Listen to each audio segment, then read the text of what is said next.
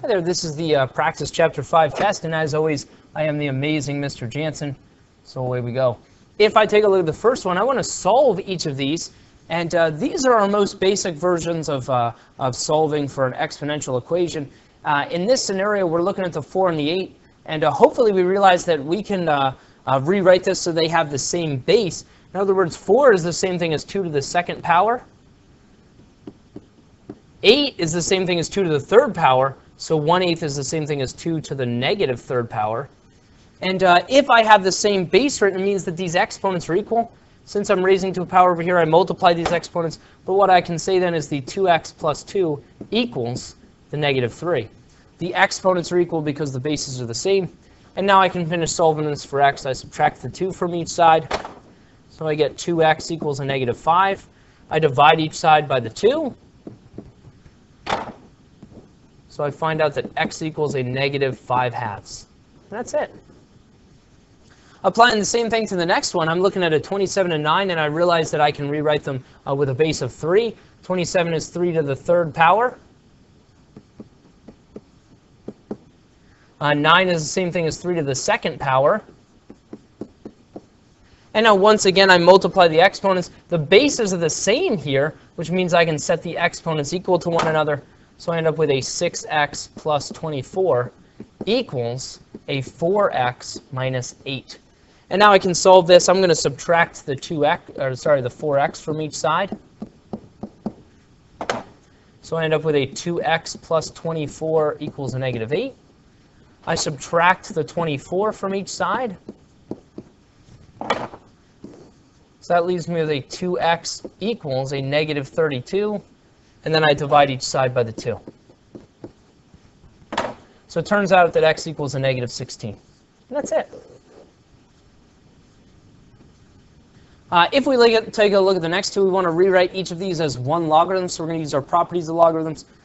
The first thing I want to do is kind of follow order of operations here. I've got addition, I've got multiplication, I've got subtraction. So I'm going to deal with this multiplication first. Right here, multiplying, when I do 3 times a logarithm, I can take multiplication and rewrite it as an exponent inside the logarithm.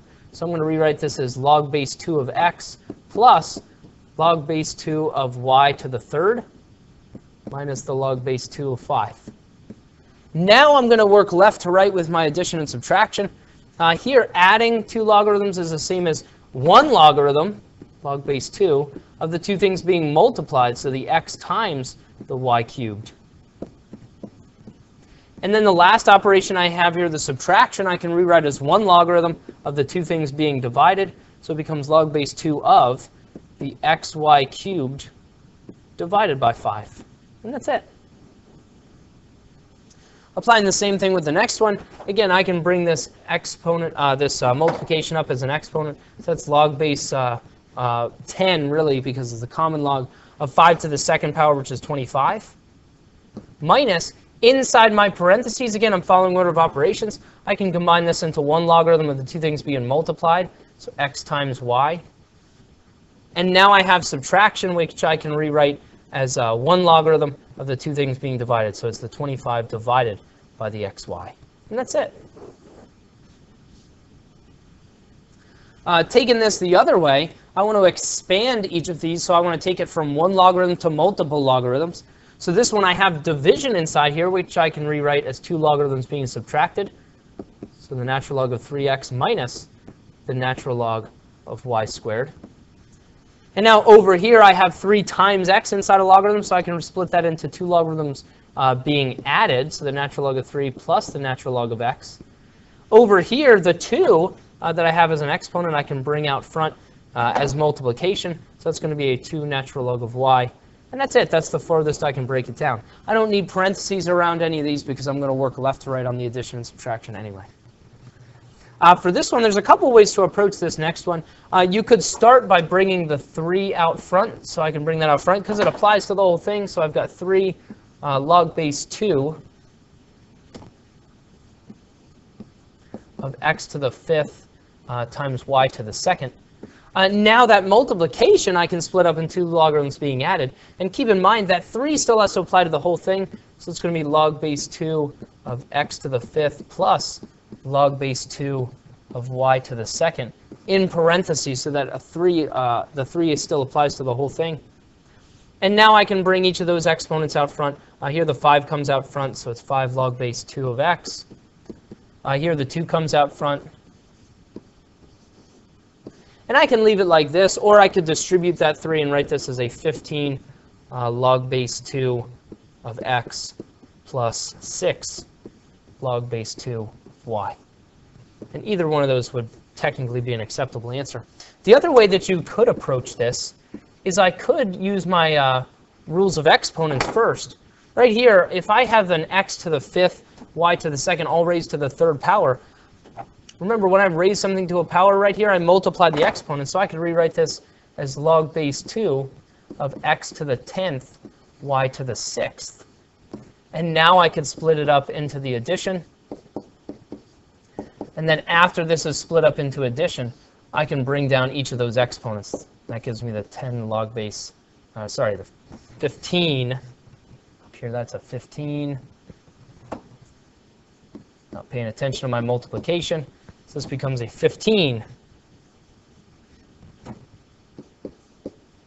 log base 2 of x plus a 6 log base 2 of y. Okay, so I get the same thing either way. All right. For the next one, I want to evaluate this. So this is a job for my calculator. So if I take a look at the first one, I've got log base 7 of 98. Remember, my change of base formula, I can just plug this in as the natural log of 98 divided by the natural log of 7. Remember, I always do the logarithm of what was inside there over the logarithm of the old base. And when I plug this into my calculator, I just have to make sure I put parentheses at the appropriate places. So I do natural log of 98, parenthesis, divided by the natural log of 7, and my parenthesis. And now I can plug it in. So that gives me approximately 2.356. All right. Same thing with the next one. I can plug this into my calculator, although this one I can do by hand. I know that it's going to equal 3, so I can plug it in and do the natural log of 125 divided by the natural log of 5 to get to 3. Or I can look at it this way. This is log base 5. 125 is 5 to the 3rd power. And then remember, log base 5 and the 5 cancel, which also yields a 3. So either plug it in or use some of your quick properties of logarithms to simplify that.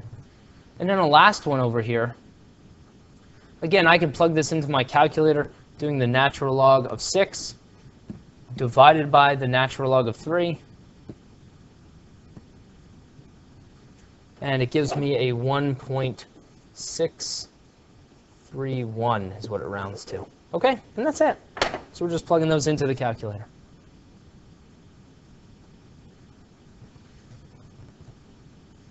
If I look at the next one, I want to solve each of these, so I have to use my properties of logarithms to combine them into one logarithm first. Then I can undo logarithms using my inverse properties and then solve what's left. So the first thing I do here is I want to rewrite this as one logarithm. So I have two logarithms being added. I can multiply the stuff that's inside, so it becomes log base 3 of x squared plus 6x. And now to undo log base 3, I have to do 3 raised to the power of each side. So remember, I put a big 3 here, so I'm doing 3 raised to the log base 3 of x squared plus 6x, and then I'm doing 3 raised to the 3rd power. The log base 3 and the 3 cancel out, so I'm left with the x squared plus 6x. Over here, 3 to the 3rd power is a 27. And now I want to solve this. This is a quadratic, so I'm going to subtract the 27 from each side. So that gives me an x squared plus 6x minus 27 equals 0. And now I can solve this the way I've always solved quadratics. I'm going to solve this one by factoring. Let me scoot some of this out of the way.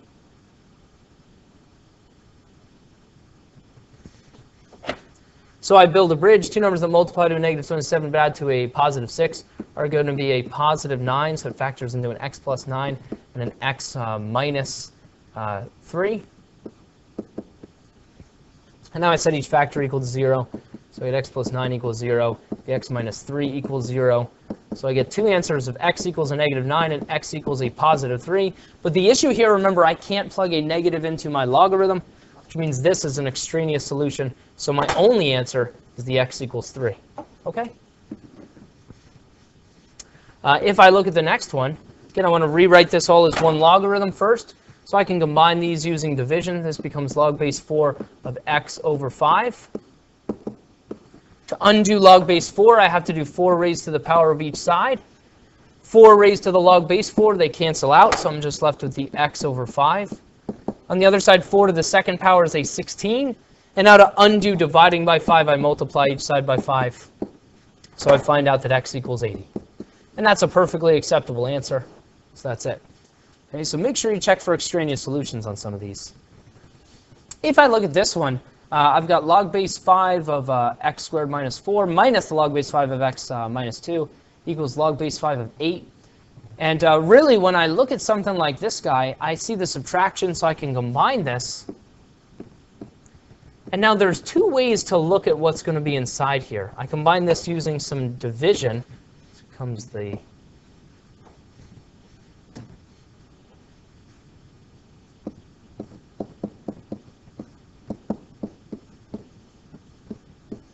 and now I undo log base 5 by doing 5 raised to the power of each side. On each side, it cancels this time.